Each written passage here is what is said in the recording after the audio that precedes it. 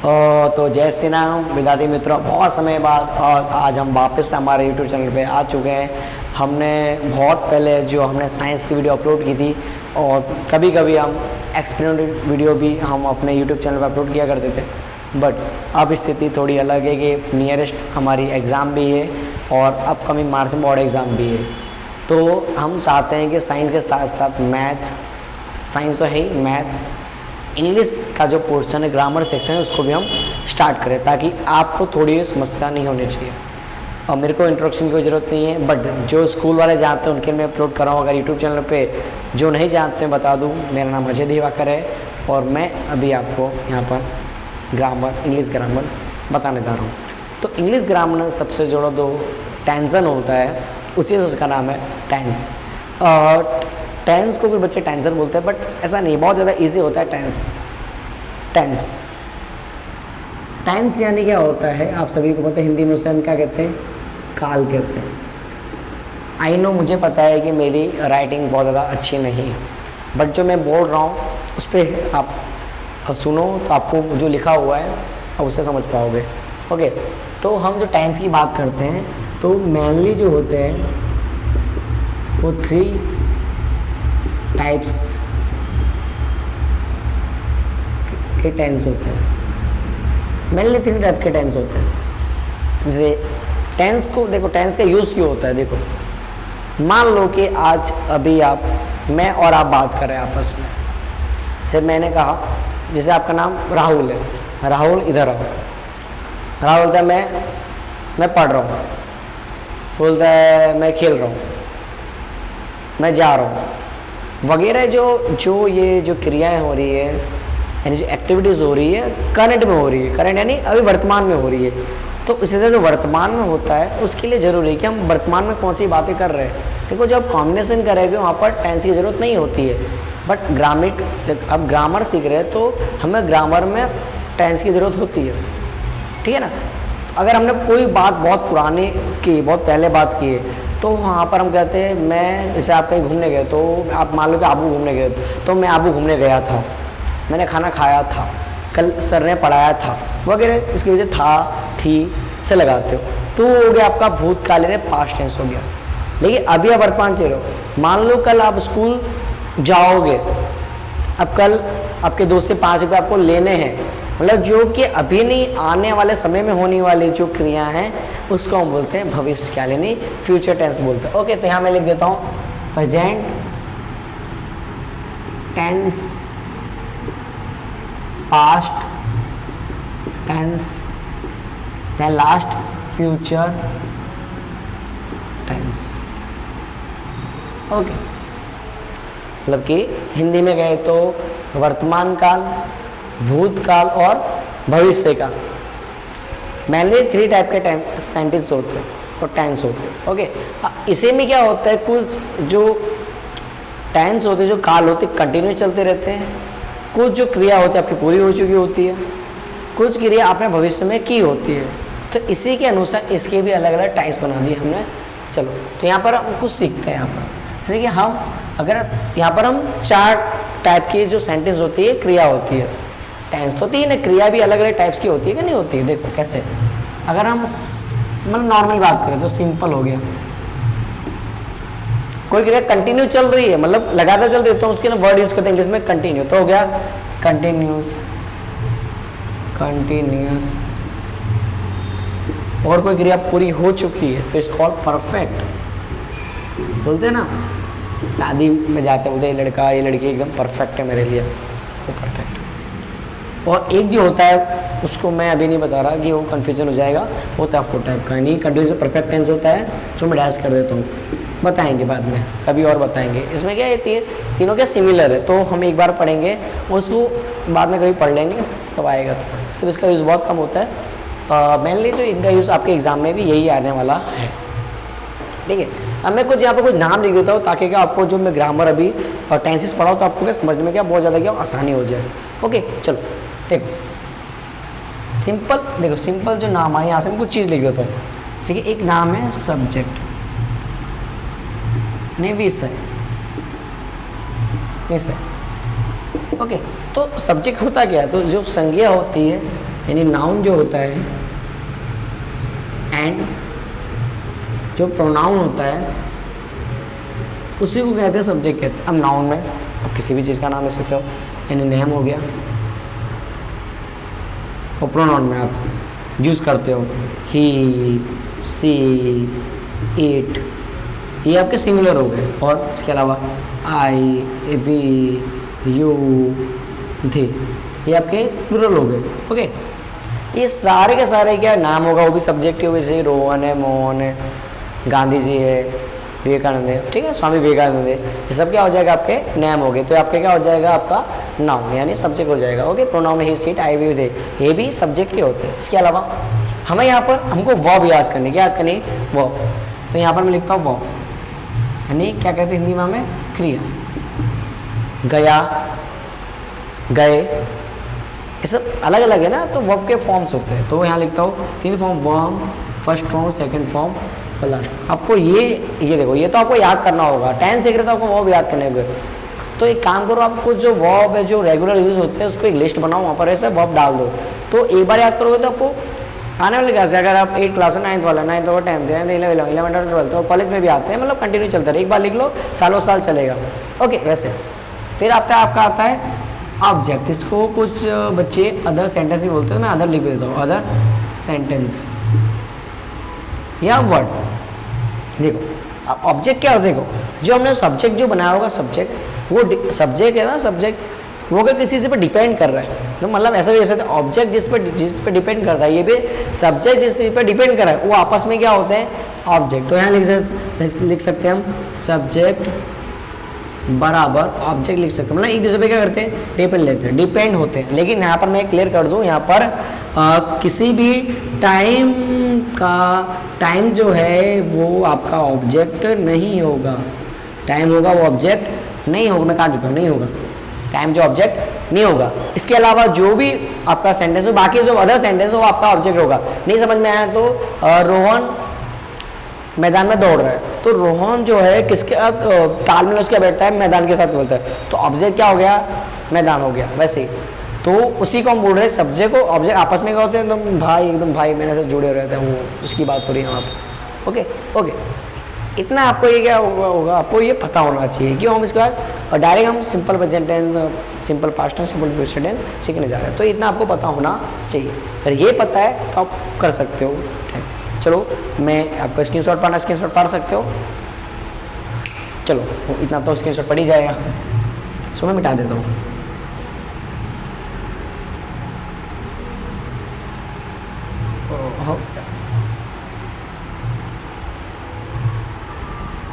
देखो अब यहाँ पर अभी हम फर्स्ट लेते हैं सिंपल, जो हमने बोला था, इसको लेते हैं प्रेजेंट। और क्या सीख रहे हैं हम, टेंस। तो टेंस हिंदी में कहेंगे तो सादा वर्तमान काल। टाइप ऑफ सेंटेंस, तो सबसे पहले हम जो सीख रहे हैं वो एक्टिव वॉइस में ए भी लिख रहा हूँ, मतलब एक्टिव वॉइस है वो। सेकेंड हम सीख रहे हैं इंट्रोगेटिव सेंटेंस, और थर्ड नेगेटिव सेंटेंस। एनएस लिखा हूँ मैं यहाँ पर, देखो। और मैं आपको एक चीज़ क्लियर कर दूँ, यहाँ पर मैं पेसिव वॉइस लिख सकता था, एक्टिव ने पेसिव भी लिख सकता, पर क्या होगा, 3 सिंगुलर होंगे, एक अलग लगेगा, तो उसको मैं नीचे लिख दूंगा, ज़्यादा बेस्ट लगेगा। कि उसको है तो इसी में आएगा कि बाद में ना सीखना पड़े, बट भी मैं क्या करता हूँ उसको साथ में लिखता हूँ। देखो सबसे पहले जो मैं अभी बताया था आपको, जो कभी भी अगर सिंपल प्रेजेंट टेंस का कोई सेंटेंस है तो उसमें सबसे पहले यूज़ होगा सब्जेक्ट, फिर आएगा वर्ब का फर्स्ट फॉर्म यूज़ होगा, ओके। एस या ईएस में आपको ऐड करना होगा, कब लगता है वो मैं नीचे लिखा देता हूँ अभी। इसके बाद आपको लगाना है ऑब्जेक्ट, बस हो गया। ओके, क्या नाम है, इंट्रोगेटिव मतलब कि जो चीज़ होगी इसमें क्वेश्चन तो आने वाला है। तो अगर सिंपल प्रेजेंट टेंस है तो वहाँ पर आप यूज़ करोगे do and does, okay. Then subject, simple present tense in verb का फर्स्ट फॉर्म, देन ऑब्जेक्ट, और लास्ट में आपको क्वेश्चन लगाना है, कंपलसरी है। मैंने एक बार नहीं लगाया था, मैंने मार्क्स कट गए थे, तो आपको लगाना कंपलसरी। अगर नहीं लगाओगे तो आपका सेंटेंस है वो इनकम्प्लीट माना जाएगा और नंबर कट जाएंगे आपके, लगाना जरूरी है। ओके, चलो लास्ट सब्जेक्ट लगाना है आपको, फिर आपको लगाना है डू या डज, फिर आपको नॉट लगाना है, ये नेगेटिव नॉट तो आएगा। फिर सिंपल प्रेजेंट है आपका फर्स्ट फॉर्म, देन ऑब्जेक्ट, खत्म, बस हो गया। जितने भी आगे आ गया अभी सिंपल पे, कंटिन्यूस पे, परफेक्ट, सब में चीज़ कॉमन है, खाली हेल्पिंग का थोड़ा चेंज हो गया, थोड़ा सा और थोड़ा सा हल्का सा चेंज होगा, बाकी तो सेम रहने वाली है। इसको बोलते हैं स्ट्रक्चर, कहते हैं स्ट्रक्चर, स्ट्रक्चर कह दो आप, स्ट्रक्चर बोलते हैं इसको, स्ट्रक्चर ये, ठीक है ना। आप यहाँ पर दो चीज़ बता दूँ कि एस ई एस क्या लगाना। देखो जो वर्ब होगा, वर्ब का जो एंड है ना, वर्ब का जो एंड है वो होना चाहिए आपका double S C H S H O X, तो वो यूज़ करना है ई एस, बाकी सब में एस यूज़ करना है बस। देखो अब यहाँ पर डू का लगाना, डस का लगाना। देखो अगर कोई सेंटेंस सिंगुलर है, मैं यहाँ लिख रहा हूँ सिंगुलर है, तो वहाँ लगाओगे आप डस। अगर वो क्या है प्लूरल है तो आप लगाओगे डू। ओके, हम यहाँ पर एक सेंटेंस में लिख देते हैं एग्जाम्पल में। चलो मेरे पास बुक है, मैं बुक में से देख लेता हूँ। चलो यहाँ लिखा है अगर आपके पास विकास ग्रामर है तो क्लास 10 की, तो उसमें पहला जो दिया हुआ पेज, उस पर जो लिखे हुए मैं उसको मैं लिखने जा रहा हूँ। यहाँ पर सही लिखा हुआ है, इसमें लिखा हुआ है सी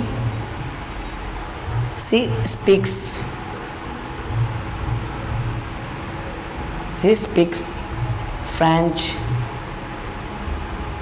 वेल। ओहो, मोडी समझदार है। लिखा है जो वह फ्रेंच बहुत अच्छी बोल सकती है।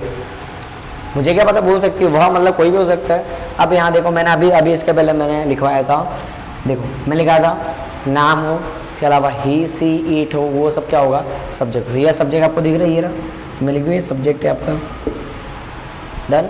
चलो स्पीक एक क्रिया है, नहीं बोलना, जिसकी वजह ना आता हो हिंदी में ट्रांसलेट, इसकी वजह ना आता हो ना, वो आपका क्या होती है वर्ब होता है। वी लिख दूँ। फ्रेंच बेल, ये आपका क्या, देखो जो आपका जो करता है यानी सब्जेक्ट डिपेंड कर रहा है अच्छा बोलने पे, यानी ये दोनों के आपस में क्या है कनेक्ट है, यानी आपका क्या हो गया, ये आपका क्या हो गया ऑब्जेक्ट हो गया।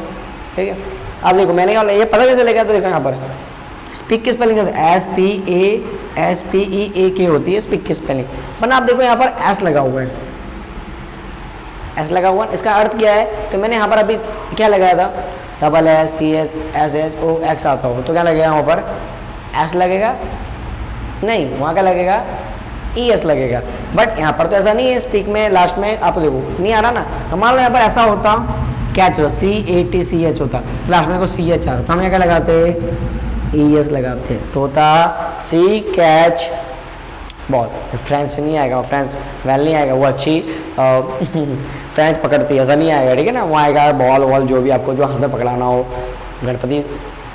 गणेश चतुर्थी चल रही है तो आप लड्डू पकड़ा सकते हो गणपति बप्पा को, लेकिन जान दो, चलो छोड़ो। ओके, तो आपको मेरे ख्याल से आपको पता लगे। अगर मान लो एग्जाम में इसके अलावा आता है, ऐसे लिख के आता है, तो ये तो आपको देख के लग रहा है कि ये तो इससे मिलता जुलता एकदम भाई भाई है, तो हाँ आपस में कनेक्ट है वो। चलो इंट्रोगेटिव सेंटेंस बनाना हो तो मान लो इसी की तरह इंट्रोगेटिव सेंटेंस बनाना तो हमें, तो हम क्या लिखेंगे बताओ, डू डस पहले आएगा, तो यहाँ पर बताओ कितने % है, एक है, तो क्या आएगा बताओ डस। ओके वेरी गुड, डस। फिर क्या आएगा सब्जेक्ट आएगा, सब्जेक्ट हमारा क्या है सी है, ओके ये भी वेरी गुड। फिर वर्ब का फर्स्ट फॉर्म लगाना है, यहाँ एस और एस नहीं लगाना है कि गवर्नमेंट में नहीं है तो हम मन से लगाएंगे भी नहीं। चलो तो स्पीक क्या आएगा फ्रेंच वेल, बस पूरा हो गया। नहीं गलत है, क्या आएगा मैंने बोला था क्वेश्चन में लास्ट में आएगा, तो वही पूरा होगा। क्या वह फ्रेंच अच्छा बोलती है, क्वेश्चन पूछा है, इंट्रोगेटिव हो गया। नेगेटिव, नेगेटिव चलो सबसे पहले क्या आएगा सी, सब्जेक्ट है इसलिए। फिर क्या आएगा डू या डस, तो हमने क्या लगाया था एग्जाम्पल डस। फिर क्या लगाओगे आप नॉट, कि नॉट है उसमें ये रहा। फिर वर्ब यानी क्या हमारा वर्ब क्या है स्पीक, वेरी गुड। लास्ट में क्या है फ्रेंच वेल, कंप्लीट। क्या आप डजंट भी कर सकते हो कि डजंट करोगे तो साथ में कंबाइन हो जाएगा, ऐसा समझ में। तो एक काम करें आप सभी, जो मैंने ये लिखाया हुआ है इसका पहले तो स्क्रीनशॉट पढ़े। सेकंड क्या है, अब ऐसे ही 10 सेंटेंस बनाए। आलस आ रहा है आलस आ रहा है, मैं देता हूँ आपको, चलो मैं देता हूँ, बना लेना आप, चलो ओके। चलो इसके आगे हम चलते हैं। ओके ये आगे आपको सभी को देखो, आप क्या करना, कुछ भी नहीं करना, एकदम सिंपल सा, एकदम छोटा सा।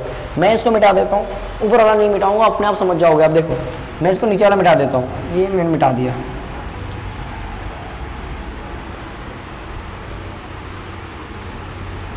ओके देखो मैं क्या करता हूँ, ये जो डर्स है इसको मिटा देता हूँ, यहाँ पर डर्स है इसको मिटा देता हूँ मैं, यहाँ पर ये इसको मिटा देता हूँ बस। और जो सिंपल प्रेजेंट लिखा है वो मैं कर देता हूँ पास्ट,